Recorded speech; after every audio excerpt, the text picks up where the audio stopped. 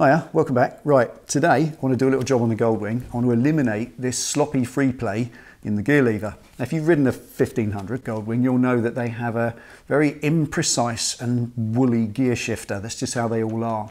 It's a bit of a shame really, but it's nothing to do with anything wrong with the bike. It's just the length of the gear linkage.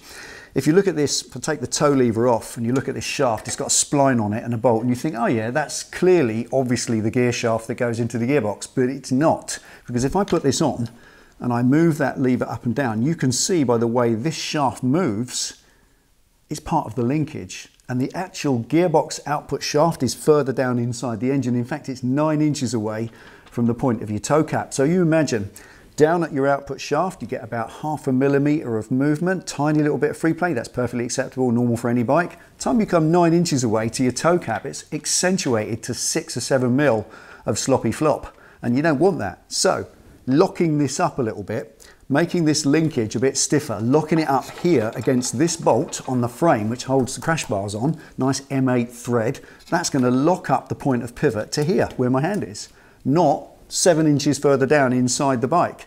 And as the pivot point is then here, when that toe lever is on, it's only going to move a tiny little bit because the pivot point's here. So how do we make the pivot point here? Well, it's this little gizmo. This very clever little piece of billet engineering, like that. It just fits together. It's got a swivel in it. And all it does, I take that off, it slips over the lever, it bolts onto a frame bolt, and it gives a pivot point here instead. So it still allows it to pivot and follow its normal movement, but at the same time it means the pivot point is there, not 7 inches further away. And that means the whole thing is locked up a lot more. And we'll see if this actually works for £35 and how well it works.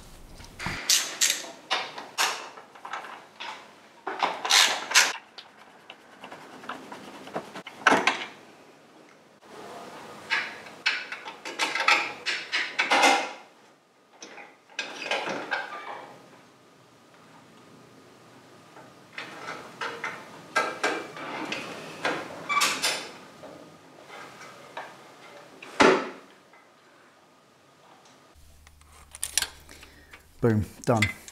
Nice and clear all the way around. I just had to trim back that heat shield a little bit so that this clears it and it can operate in its functional range without fouling against anything. And it is as easy as that to fit. Slap that on there, use the longer bolt they give you, bolt that through there, nip it all up, nip that up, job done. But before I fit it, what I'm going to do is I'm going to measure it like that without any support on it whatsoever. Put this toe lever back on, put its pinch bolt back in, so that's not a source of movement, and then measure at the end of that linkage what it is as standard, what that movement is, and afterwards we'll fit the linkage and we'll measure what it is once it's braced, and we'll see how different or how improved it will be.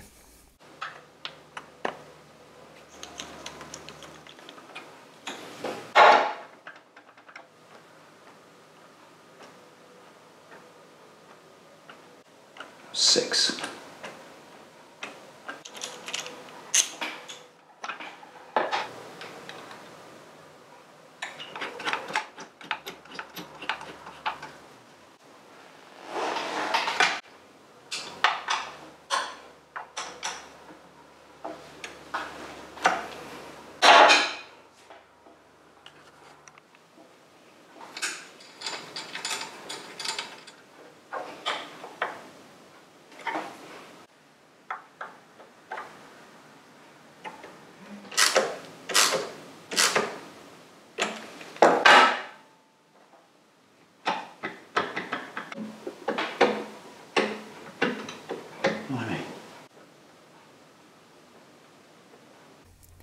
Now I make that about 1 millimeter of free movement now. That's it.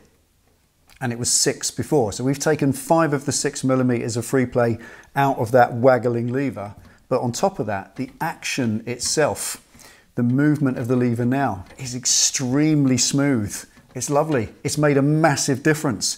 Just that gliding action. It's dead straight now. None of that old business it was before. That's just going to make it so much nicer, more definite and precise to change gear.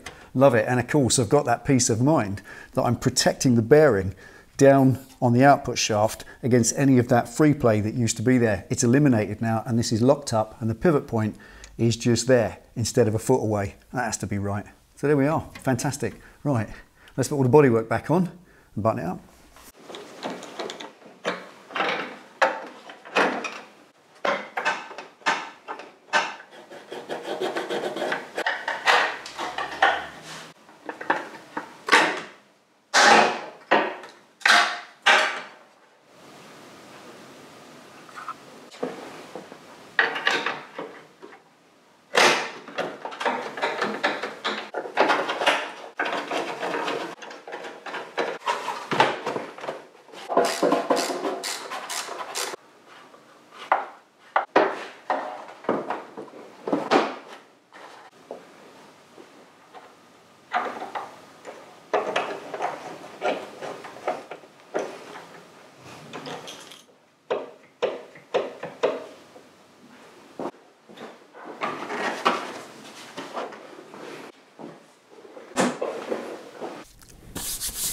Right, Goldwings, don't you love them? 2.5 hours removing bodywork to do a 2-minute job. But there we are, it's well worth it in this case because that little pivot has removed all of the stress and side float from the gearbox output shaft seal, and it's locked it into that position there. So now, not only is the toe lever much nicer to use, having had 5 of its 6mm of free waggle removed, also the action itself is slick and smooth and much more enjoyable and precise. That's exactly what I was hoping for.